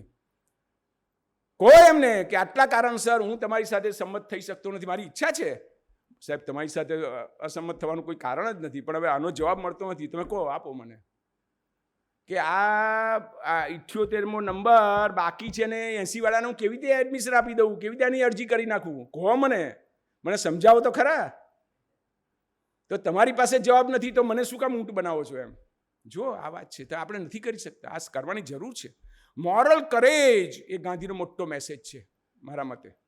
અને એ અન્યાય કોઈ સંજોગોમાં અત્યારે કે ક્યારેય પણ, when you feel that I am wronged, મને કંઈક ખોટું, મારી સાથે ખોટું થયું છે, મારી સાથે અન્યાય થયો છે, તો એની સામે ઊભા થવાની વાત ગાંધીમાંથી મળે છે. ને નાનો માણસ હોય કે મોટો માણસ હોય, એકલો હોય કે બધા હોય, તો ગાંધીમાંથી શીખવા જેવું એ છે કે મને જ્યારે લાગે, અને પછી તો આખી સત્યાગ્રહની વાત જુદી આવે છે. સત્યાગ્રહની વાતમાં તો એ બધું છે કે પેલો દુશ્મન નથી, એને સમજાવવાનો છે, હા, એની સામે એ કરવાનો છે, અહિંસક વિરોધ કરવાનો છે, હા, નમતું જોખવાનું નથી, પણ આ બધું જાળવવાનું છે. આ બધી વાત સત્યાગ્રહમાં આવે છે. અને ભલભલા લોકોએ ગાંધીને, આજે સૌથી વધુ પુસ્તકો ગાંધી વિશે વિદેશમાંથી લખાય છે, ગુજરાતી કરતાં, ભારત કરતાં વિદેશમાંથી વધારે લખાય છે. કારણ કે લોકોને ધીરે ધીરે ખબર પડે છે કે આજે જે કન્ઝ્યુમરિસ્ટ સોસાયટી થઈ ગઈ છે, હા, ઉપભોક્તાવાદી સંસ્કૃતિ, ઉપભોગવાદી, હા, યયાતિના વંશજો હોય એવી મને બીજી યુવાની મળે, અને રોમન સંસ્કૃતિની પડતીના કારણો આપણે વાંચતા હતા, ભણતા હતા, તે પેલો ઉલટી કરે ને પછી ખાય. ઉલટી કેમ કરે? કે ફરી ખવાય એટલે. અને એ સંસ્કૃતિનો વિનાશ થયો. તો આ કન્ઝ્યુમર સોસાયટી આજે એ કક્ષાએ પહોંચી ગઈ છે, ત્યારે બધાને એવું લાગે છે કે એનો ઉકેલ ગાંધીમાં છે, પણ હવે પાછા ફરાતું નથી, યુ ટર્ન દેખાતો નથી, કરવો શક્ય લાગતો નથી ને કરવાની હિંમત નથી. ત્યારે લોકો પુસ્તકો લખે છે કે વાત તો ગાંધીની સાચી છે, હવે આપણે કરી શકીએ કે ન કરી શકીએ એ જુદી વાત છે, પણ he has the solution, he is right, simple living, high thinking. હા, આ બધી વાત છે. મારી પાસે બધું જ હોય ત્યારે હું કેટલો સાદો રહી શકું, અને ત્યારે હું બીજાને કેટલું આપી શકું, કેટલા સાથે હું કેટલું શેર કરી શકું, કેટલું કેર કરી શકું. Care and share, caring and sharing એ ગાંધીનામાંથી મળે છે. એટલે ગાંધીની વાત આપણે ત્યાં, હું ઘણીવાર સચિવાલયમાં એવું કહેતો કે પહેલાં પગારો ઓછા હતા, ત્યારે તો આપણે સરકારને ગાળો દેતા હતા, પણ હવે પગારો એટલા બધા વધી ગયા અને હજી નવું પે કમિશન બેસી ગયું છે, એટલે ક્યાં જશે ખબર નથી. એટલે અત્યારે એક્સપ્લોઇટેશન ઇન રિવર્સ ચાલે છે. કર્મચારીઓ સરકારનું શોષણ કરે છે, કારણ કે સારો પગાર લઈને, કર્મચારીઓ એટલે અધ્યાપકો અને બધા જ, વધારે પગાર લઈને ઓછું કામ કરવું એ તંત્રનું શોષણ છે. તમને વધારે પડતો પગાર આપવામાં આવ્યો કે જેથી તમે વધારે કામ કરશો, ખોટું નહીં કરો. હવે તમારે ખોટું કરવાની ફરજ નહીં પડે. મને તો સાહેબ મારા છોકરાએ ભણાવવાના હોય ને મારે ટ્યુશનમાં મોકલવાના હોય ને બધું બરાબર છે. હવે એ બધાના ઉકેલ મળી ગયા, ત્યારે તમે કંઈ કરતા નથી તો તમે એક્સપ્લોઇટર છો, તમે સિસ્ટમનું એક્સપ્લોઇટેશન કરો છો. હવે આ બધી બાબતો ગાંધીના વિચારમાંથી આપણને જાણવા મળે છે. અને સમાપન કરતાં મારે થોડી વાત એ કરવી છે કે બોસિઝમ, ગાંધીનું એક ચેપ્ટર છે ધણીપણું આત્મકથામાં. એટલે હું ખોટો ધણી હતો, કસ્તુર પર હું દાદાગીરી કરતો હતો, તારે મને કીધા વગર કશે જવાનું નહીં, કેમ ગઈ હતી, આમ આવું બધું કર્યા કરતો હતો. અને મારા ભાઈબંધો એવા હતા જે મને કહેતા હતા કે પત્નીને તો દાબમાં રાખવાની. ગાંધી બધું લખ્યું છે. અને હજી આજે પણ આ જ છે. પણ ધીરે ધીરે ગાંધીએ લખ્યું છે કે કસ્તુરે મને ઘડ્યો, કારણ કે કસ્તુરે એવું લોજિક મૂકવા માંડ્યું કે હું તો તારી મા જોડે મંદિરે ગઈ હતી, એમાં તારી મંજૂરી શેની લેવાની હોય? ના જાઉં, બા જોડે ના જાઉં મંદિરે, બોલ મને કહો કે ના જાઉં. એટલે કે મને એવી રીતે કોર્નર કરવા માંડ્યો અને આખરે કસ્તુરે મને ઘડ્યો છે. જુઓ તમે, એટલે ધણીપણું એટલે પેટ્રોનાઇઝિંગ. હસબન્ડ વાઈફ એ તો ઠીક છે, પણ કુટુંબમાં પણ, આપણે ત્યાં વડીલો સમાજમાં પણ પેટ્રોનાઇઝિંગ એટીટ્યુડ બહુ હોય છે. આંબેડકરને ગાંધીનો પેટ્રોનાઇઝિંગ એટીટ્યુડ લાગ્યો છે. શેમાં? અનટચેબિલિટીમાં. આંબેડકરને એવું લાગ્યું છે, સાચું ખોટું આપણે નક્કી કરવાનું, પણ આંબેડકરને એવું લાગ્યું છે કે ગાંધીનો એટીટ્યુડ અસ્પૃશ્યતા બાબતે પેટ્રોનાઇઝિંગ છે અને મારો સોશિયલ જસ્ટિસનો છે, એવું આંબેડકરને લાગ્યું છે. ભાઈ, હવે આપણે વિચાર કરવાનો, એમાં કોઈક આપણે જજમેન્ટલ બની જવાની જરૂર નથી, પણ this is an argument worth considering. તો વિચાર કરવાનો છે. તો ધણીપણું દરેક બાબતનું, બોસિઝમ નોકરીમાં હોય, સિસ્ટમમાં હોય, તંત્રમાં હોય. તો આવી જે બધી બાબતો છે એમાં આપણે જો થોડાક સારા બનીએ અને સરખું કરીએ તો એનો ફાયદો આપણને છે. લેરી સાહેબે એક લેખમાં બહુ સરસ લખેલું, પછી મેં મારા પુસ્તકના બ્લગ પર એનો ઉપયોગ કર્યો, પણ ગાંધીના 7 સામાજિક પાપ એમને ગણાવ્યા છે. એની સાથે હું મારી વાત પૂરી કરીશ. ગાંધીના 7 પાપ એટલે સામાજિક 7 પાપ, સોશિયલ સીન્સ. આપણા સિદ્ધાંત વિનાનું રાજકારણ આપણે જોઈએ છીએ, એટલે ચર્ચાને અવકાશ જ નથી. મહેનત વિનાનું ધન બધાને જોઈએ છે. ને અમેરિકામાં તો લોટરીનું જ વધારે ચાલે છે. અમેરિકામાં સૌથી મોટું વ્યસન લોટરીનું છે. એકાએક ધનવાન થઈ જવાની બધાને એ છે, અને લોટરીઓ લયા કરે ને એવું બધું છે. પૂછજો બધા અમેરિકનો, તમારા જે સગાવાલા હોય ને. નૈતિકતા વિનાનો વેપાર, એથિક્સ. દાસા સાહેબ અહીંયા જીપીએસસીના ચેરમેન હતા. મેં એમનો ઇન્ટરવ્યૂ કર્યો. મેં કહ્યું કે દાસા સાહેબ, તમે પીએસસીને બહુ સુધારી દીધું એવું બધા કહે છે, અને હું પણ સંમત છું કે તમે ઘણું બધું સિસ્ટમેટિક કરી નાખ્યું, બધું સરસ, પણ આ અપ્રામાણિક લોકોની પસંદગી કેવી રીતે થાય છે ને એનું શું કરવાનું? તો મને કે જો ડંકેશભાઈ, આપણે એથિક્સનું પેપરે દાખલ કર્યું, હવે એથિક્સમાં 100માંથી 90 લાવનારો પ્રામાણિક હશે, એની ખાતરી હું કેવી રીતે આપું?